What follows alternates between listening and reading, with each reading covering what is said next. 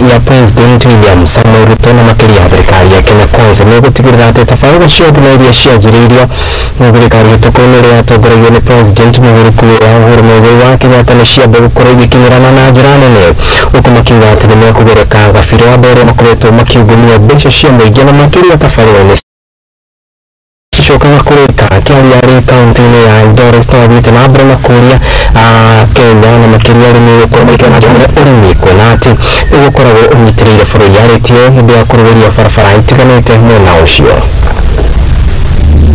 Amesika kama watu ya kijiji.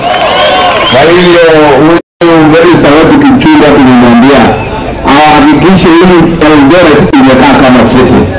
Na kwa hiyo hili moja na hizo zingine ataeleza tunataka hii town ikae sawa sawa, mkae Eldoret, mkae City, ndio mkija Nairobi tunafanana na nyinyi.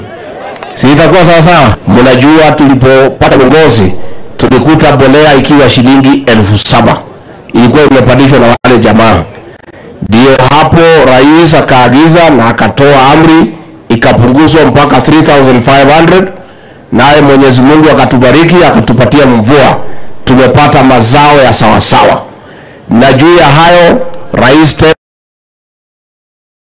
1,500 mpaka 2,500. Na hivi karibuni tunataka kufungua National Cereals and Produce Board ya kuchukua mahindi. Na hivi karibuni tutatangaza bei. Na tunataka hiyo pesa ikipatikana, hatutaki mambo ya mabroka, italipwa ukilete within 48 hours unachukua pesa yako unaenda.